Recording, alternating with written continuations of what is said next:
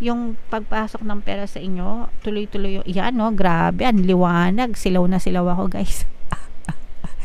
Blessings ito guys, no? And syempre December na to guys, ito yung panahon na maraming pera talaga lahat ng tao dahil bonus 13th month. So normal na ito kapag ka ganitong season mga kapiksi. So you are blessed guys, you will be blessed, and more blessings. So i-mind nyo na yan guys, i-mind nyo na yan, mga blessings na yan.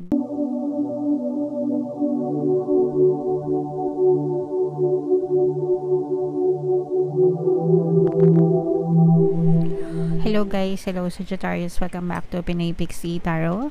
Ang pamagat ng ating episode for tonight is Full Moon Kapalaran para ngayong November to December para sa Sagittarius, Sun, Moon, Rising, Sign, and Venus. Shuffle ko yung cards guys, hanapin ko yung energy ng Moon at saka yung energy ng Sagittarius.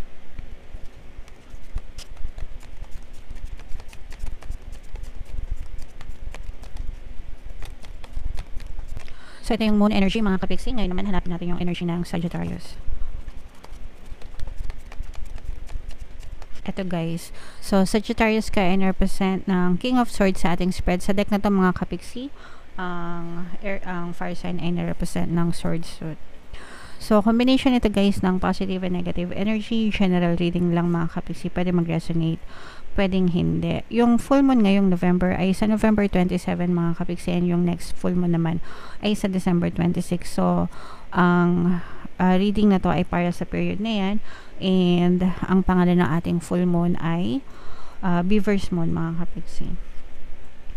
So, positive and negative, ito mga kapiksi, unahin natin yung negative guys. Mag-ingat kayo sa mga manloloko, no? Especially pagdating sa pera. Sa mga transaction guys, online transaction, offline transaction, dun sa mga invitation, especially kung merong nag-i-invite sa inyo mga kapiksi na mga friends, or even strangers, na mag-invest, no? Kasi this is more on investment, scam. So, yung mga maglagay ng pera dito, kikita ng 30% after 30 days. Wow. Sobrang laki, 'di ba? Ponzi scheme 'yan, obvious naman mga kapiksi. Pyramiding. So, mag-ingat sa mga ganun. Sometimes nag-disguise pa sila as cryptocurrency, ganyan, or kung ano-ano man na ganyan. So, medyo mag-ingat kayo sa mga kahit anong klaseng investment guys, no? Hindi lang sa mga ganun. Pero kahit ano, okay lang na mag-invest guys as long as inaaral nyo mabuti yung authenticity and legitimacy ng investment na pinapasok nyo, yung mga companies, diba? And yung parang plan ba yun? Business plan nila or what? Dapat inaaral nyo mabuti mga kapiksi para ensure na hindi kayo mapahamak. Kasi ito guys, timing ito kasi parang tinatiming nitong person na to na may pera ka dahil 13th month pay. Kaya usong-uso yung mga ganyan na recruit, refer. Uy, dito mo na lang ilagay yung pera mo, siguradong kikita ka, ganyan. So, mag-ingat kayo guys, alright? On the good side naman, mga kapiksi, parang makakarating kayo na, also pala, sorry, meron din kayo mga disappointments, mga kapiksi, no? Parang meron kayong mga, yung iba sa inyo parang hindi pa kayo masyado maka-move on sa inyong mga past circumstances, guys. Parang merong nakagawa sa inyo ng hindi maganda. Tapos parang nagtatanim kayo ng sama ng loob. So, assess nyong mabuti guys, kasi baka pinahihirapan nyo na lang yung sarili nyo. It's time to let go. It's time to move on. Everything is already in the past. Mga kapiksi, tapos na yun.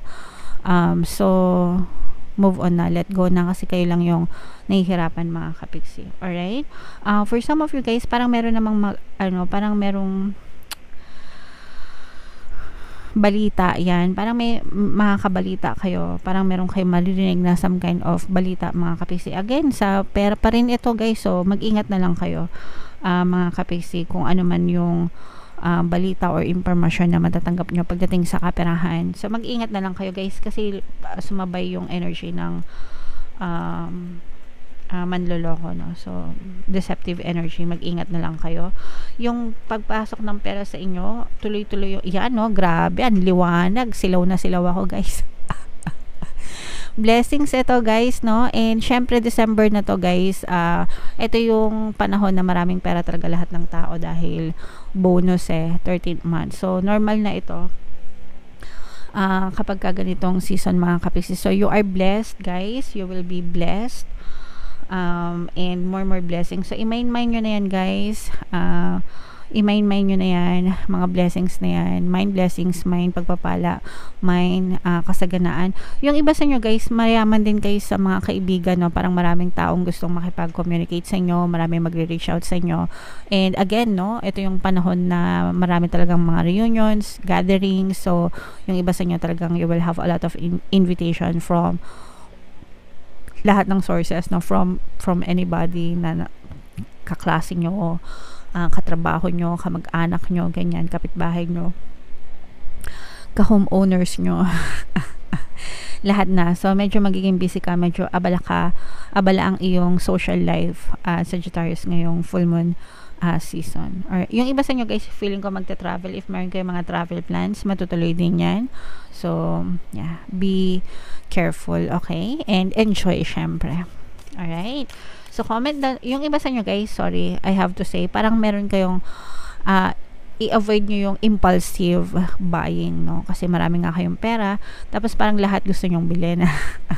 Okay lang naman guys kung gusto nyo talaga, pero think twice, thrice, diba? Especially kung medyo may kamahalan na yeah, para medyo mag-ingat din kayo kasi baka mamaya unnecessary pala yung expenditure nyo. So yeah. Okay, so tingnan natin kapiksi ko ano yung additional message para sa inyo gamit itong deck na to.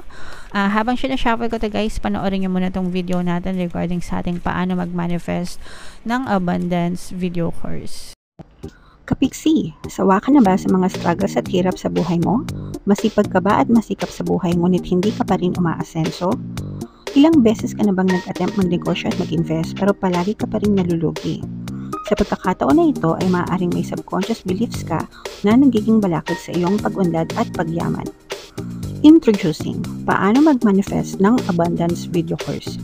Dito ay matututunan mong ma-overcome ang mga balakid mo para tuluyan ka ng umunlad, umasenso, sumagana, maging matagumpay, successful at maswerte sa iyong kabuhayan, pera, trabaho, negosyo, salapi at kaperahan ng bonggang-bongga.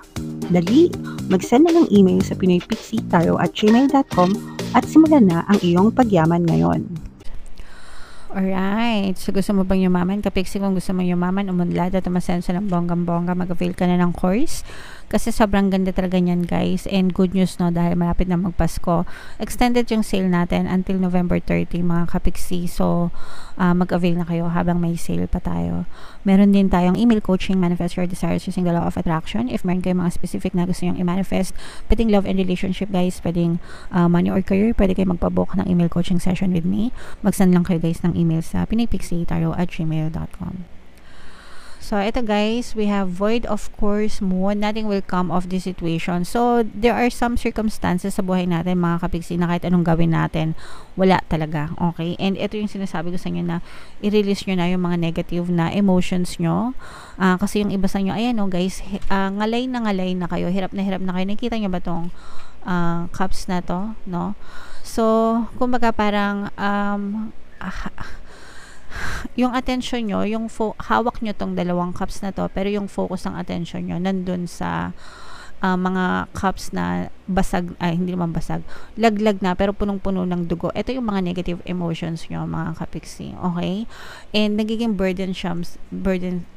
burdensome siya para sa inyo kasi parang nangangalay na kayo dito, hindi nyo siya maibaba kasi natatakot kayo na baka maging ganito din yung experience nyo. So ito, kinakain kayo ng takot, kinakain kayo ng duda, kinakain kayo ng mga negative unwanted thoughts nyo, mga kapiksi, no? So there's a lot of fears and disappointments sa inyo.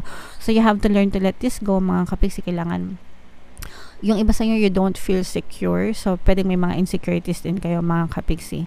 Okay? So, yun yung mga kailangan nyong i-address kasi yun yung mga nagpapahirap ng inyong kalooban. And then, there are some things na kailangan talaga i-let go na natin, mga kapiksi. And then, trust in your highest good. So, affirm nyo to, guys. Comment nyo sa baba, mga kapiksi, I trust in my highest good. Okay?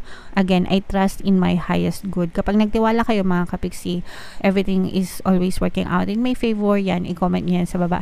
Everything is always working out in my favor. I trust in my highest good. Kapag palag nyo yan sinasabi, talaga magiging favorable sa inyo yung mga sitwasyon nyo no matter what. Okay? The chances of something are diminishing. Yung iba sa buhay niya talagang kapag hindi nyo na siya binibigyan ng attention mga kapiksi, ano yan, normal na mawawala, parang very natural na mawawala na lang siya sa buhay nyo, existence sa buhay nyo, okay? And for some of you, something better may be around the corner. So ito yung sinasabi natin na sometimes hindi nyo nakukuha yung gusto nyo, pero there's something better na inaalok sa inyo si universe mga kapiksi, okay?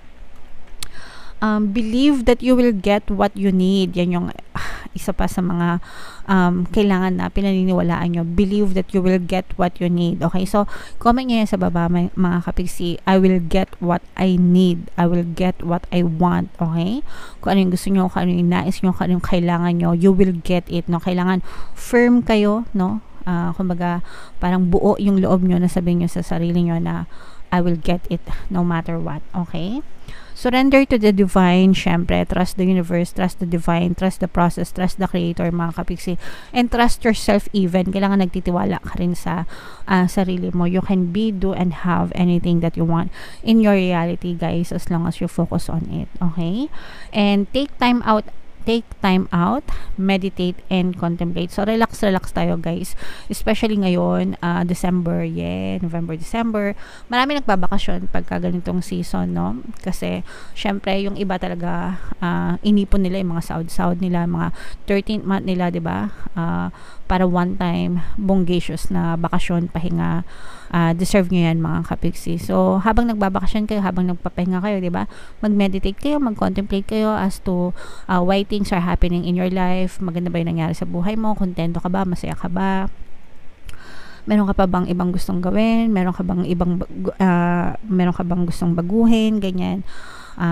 So assess ng buhay, mga kapiksi, okay? Para malaman nyo kung ano yung mga gusto nyo baguhin, and para, alam nyo yun, mabago nyo siya na magbe-benefit kayo. Okay? Kayang-kaya nyo baguhin yung sitwasyon nyo, guys. Alright? So, comment down below, Sagittarius, if naka-resonate kayo dyan. Ito yung ating Money 2024 kapalaran, guys. Kung hindi nyo pa napapanood, panoorin nyo na. Super nice, super ganda. And ito naman yung ating success stories ng paano mag-manifest ng abundance video course. Click here to subscribe, mga kapiksi. Thank you for liking, sharing, and subscribing. See you again next time. I love you all. Have a nice day. Bye-bye.